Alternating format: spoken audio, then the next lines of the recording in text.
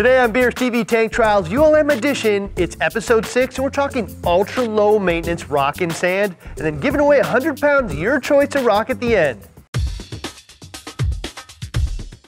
Hi, I'm Ryan, your host of BRStv's Tank Trials ULM Edition. Tank Trials is all about taking everything the BRS team and the reefing community knows about a very specific approach to reefing, implementing that knowledge, tracking the progress, and then exploring the results. This is week 6 of ULM and a development of an ultra low maintenance system. The goal is a stable, show caliber reef tank which requires as little maintenance as possible, potentially performing only a few minutes of maintenance a month. Today is all about rock and sand, and we're going to select options for all 3 tanks. We're of course going to attempt to find the lowest maintenance solutions. I'm going to start with sand. There are a variety of reasons to have sand in the display, but I think that number 1 is simply because most people find it to be attractive and an important visual component of the reef tank. There are other reasons, but most of them can be achieved with other methods or livestock choices. In this case, we're not building a species-specific tank, and the goal is ultra low maintenance, so livestock choices will be made to achieve that goal. When I think low maintenance sand, it means it isn't blowing all around and I don't have to manually push it back and forth every day. It also means that it doesn't collect a tremendous amount of detritus and need to be cleaned constantly. And it also means it isn't serving as a breeding ground for undesirable pests like cyano or nuisance flat and bristleworms or other organisms. So this has a few different aspects to it: the size of the sand particles, the depth of the sand bed, and the type of the corals and flow in the tank.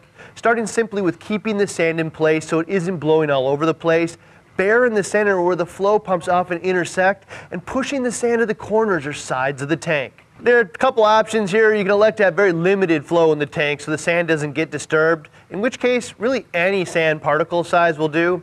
I guess this would be most applicable to a softy tank, which often requires limited flow to begin with. The other option with higher flow tanks is to have rather large particles ranging all the way up to crushed coral, which won't blow around, but most reefers find less attractive than the smaller particles. I will say that the larger particles often collect a lot more detritus, and to some degree, I think can be more difficult and important to clean. So this is one of those reefers paradox. One of the biggest reasons most reefers want sand is because they believe it looks nice in the tank. However, it doesn't look nice if it's getting blown all over the place, and the larger particles that don't get blown around don't look as attractive. Finding the middle ground can be difficult. The most common middle ground is a special grade from Carib Sea, which is often okay for medium flow tanks, but can still be blown around in high flow environments. Other issue is no sand looks nice if it's a breeding ground for pests like cyano, which tends to like lower flow areas of the sand bed where it collects. Despite what many people think, I've seen cyano thrive in as many awesomely maintained tanks as tanks with terrible maintenance. So avoiding or solving cyano isn't a simple thing, and solely good maintenance or a certain level of nutrients, other than one fairly common attribute. Sand seems to be cyano's preferred habitat. So I think end of the day, I think this can be debated to some degree, with the lion's share of reefers selecting that special grade for their reef tanks for aesthetic reasons, but a fairly thin layer of something larger will likely be one of the more lowest maintenance options. Now all that said, this was all with the assumption that sand is a requirement from the onset, and it just isn't from a ULM perspective. While there may be a variety of benefits, there's not a single reason why sand is an absolute requirement, and there's no question that going bare bottom or no sand at all is without question the lowest maintenance option, so that has to be part of the conversation and one of the options available to us. Moving on to rock, when I think rock maintenance, I think keeping it clean, cleaning detritus, keeping it free of undesirable algae, and serves as a primary form of our filtration. I think we'll approach this from 2 different angles. First, wet versus dry, then shape or type of rock. Before we get into ULM factors, I think we really need to consider the characteristics of each type of rock. Wet live rock has come out of the ocean and at least kept moist during transport and storage. There are 3 basic types of wet live rock. 90% of it is shipped via boat, moist but not wet, with a couple months of handling. With boat rock, most of the sponges, corals, and larger organisms on the rock need to be physically removed before shipment or it would decay. This type of rock is live in the sense that it has coralline algae, bacteria, micro and macrofauna like copepods and amphipods, bristleworms, small stars, and similar organisms. There's also live air rock, which is shipped via plane around the world, where they leave almost everything on the rock, when a lot of people think of as live because it'll often come with sponges, various types of corals, larger stars, and really all kinds of different forms of more advanced life. Lastly, there's what I would refer to as water rock, meaning it's actually shipped in bags of water, most often airport to airport. In this case, you're going to find shrimp, cucumbers, anemones, all kinds of filter feeders, and sometimes even small fish or something as cool as an octopus. So how do you tell the difference? Well, boat rock will almost never say boat rock on it, but it'll be just a couple to a few bucks a pound, which is the dead giveaway. Air rock will almost certainly be $6 to $10 a pound because, as you might imagine, it's pretty expensive to ship rock on a plane halfway around the world to a distributor and then to your home. Because of that added expense, they should also advertise it as air rock and show some pretty awesome pictures. Water rock most often comes from the Caribbean, where dry rock is dropped in the ocean and allowed to become live rock over the course of a few years and then collected. I think the most notable of the companies out there is Tampa Bay Saltwater. My first tank was actually TBS rock, and what I would call one of the easiest tank setups possible, and definitely one of the most biodiverse in a new tank that I've ever had. That said, as easy and cool and successful as that was, it did come with some pretty undesirable critters, which are pretty hard to get rid of. In a stark contrast to that, dry rock comes dead with nothing alive on the rock.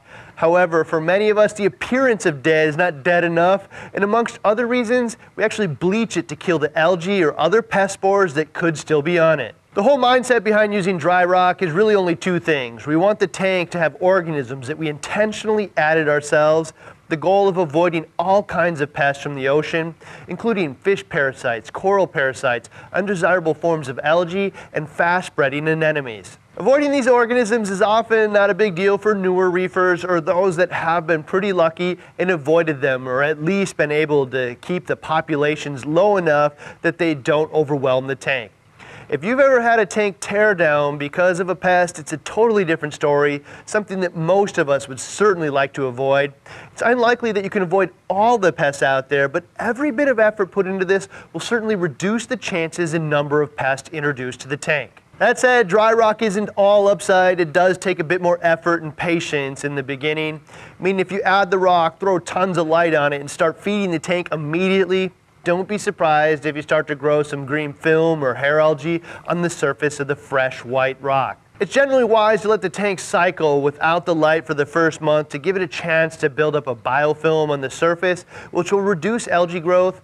If possible, limited light and gradual increases after. Eventually, we will want to add organisms like coralline algae, copepods, and amphipods into the tank. To be honest, I think it'd be pretty difficult to almost impossible to prevent the introduction of these organisms, even if you wanted to, because they all come on the coral bases or even plugs. You can certainly intentionally introduce them as well. Places like algae barns sell all kinds of pods. I just haven't ever been concerned about finding ways to populate the tank. So I guess it's my own personal opinion that wet live rock is likely the lowest maintenance option up front. However, long term, coupled with other good habits, dry rock has the potential to be exponentially less maintenance if you avoid common pests that plague many reefers. Really, it's going to be a personal preference. So what about rock type? I'm going to cover the top 5 options, which are available both wet and dry, with Pukani, Fiji, Branch, and Shelf, which are all natural forms of calcium carbonate rock from the ocean. Then Reef Saver, which is calcium carbonate-based rock, most commonly mined from the ground in Florida, and looks a lot like some live rock options, but comes out of the ground rather than the ocean. So looking at this from purely a ULM perspective, I think negative space aquascapes with very little rock like Tonga, Branch, and Shelf are probably the lowest maintenance because they're so easy to keep clean, trap very little detritus, and it's likely high flow on its own is enough to keep most of the detritus suspended and able to be removed from the tank. That said, Branch and Shelf are by far the most challenging to aquascape, and even though we sell it, I actually recommend trying to find it locally so you can get the actual pieces that fit your specific tank and aquascape desires that you have in mind.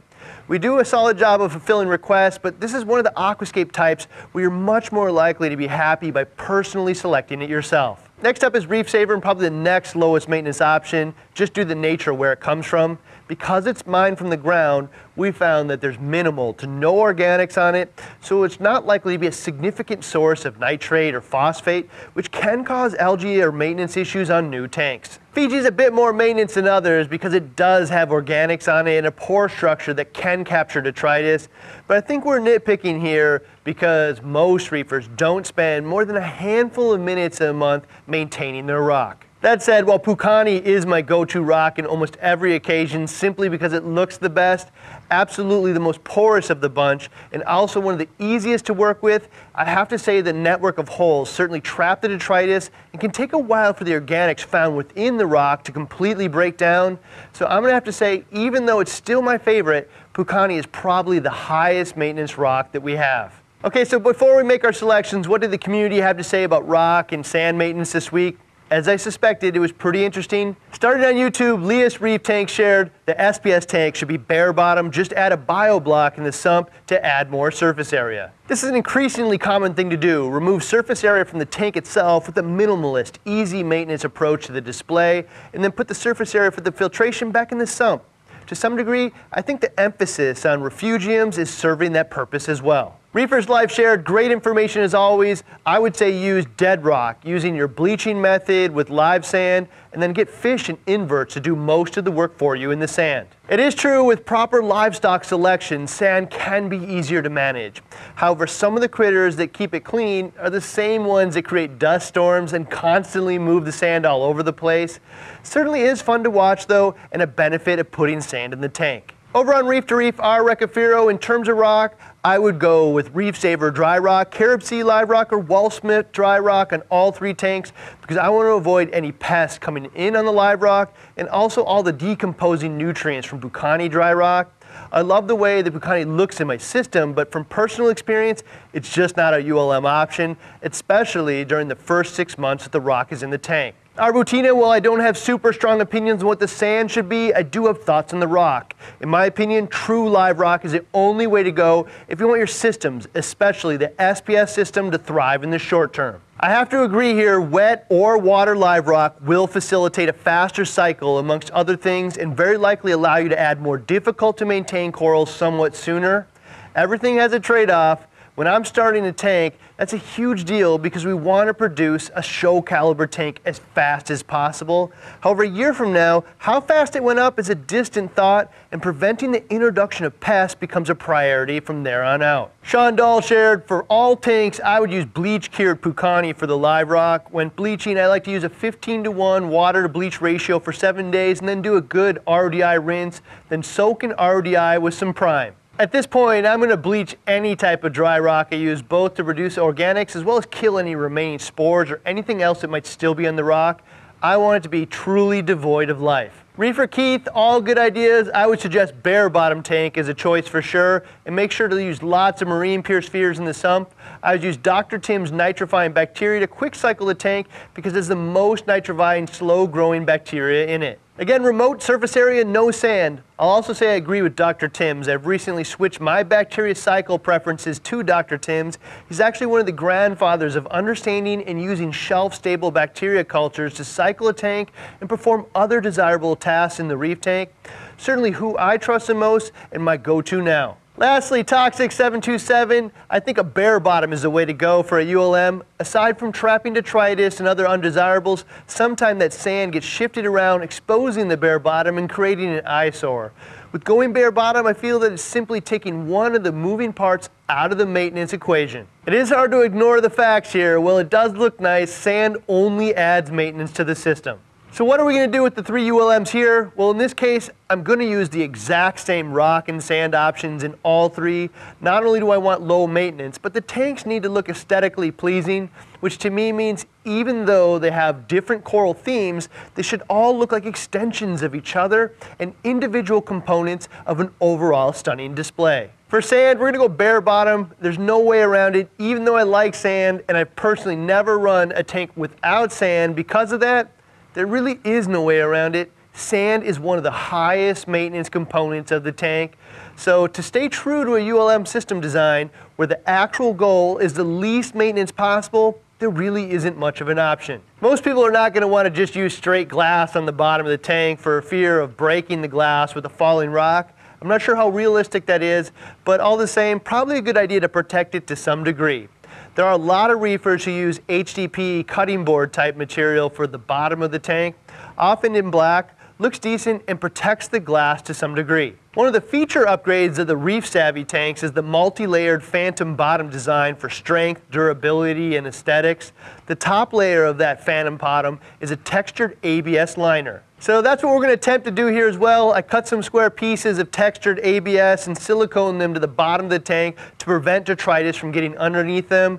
Even though most people will use smooth HDPE, I use textured ABS because I find that corals are more willing to attach and spread on textured surfaces. And for rock, we're going all Reef Saver in each one, no pests, no organics, looks nice, and just happens to be one of the easiest to stack in aquascape. Two pieces often interlock and create seamless edges, which is really ideal. I did consider going live wet or water rock, but in the end, this is a video series that I'd like to have updates for years, and I just can't justify starting off with potential pests in each tank. Really kind of seemed crazy after I gave it some thought. We don't have the exact aquascapes down yet, but we're shooting for less rock than is often seen, which gives room for corals and growth. Downside is initially the aquascape can look pretty boring, but that open space will ultimately be filled with the coolest components of the tank, the corals. So a little trade-off now benefits the future and how this is all going to come together. Again, I'm going to try and aquascape all three tanks to look like one cohesive display when there's corals in it. We'll see how I do. Don't forget to sign up to win that free 100 pounds of any type of rock that we offer. The link is in the description down below, or head on over to the site, click on sales and deals, and then free stuff to sign up. As always, if you like what we're doing here, hit that thumbs up and let us know. And subscribe because we release new reefing videos all week long. See you next week with another episode of BRStv Tank Trials ULM Edition.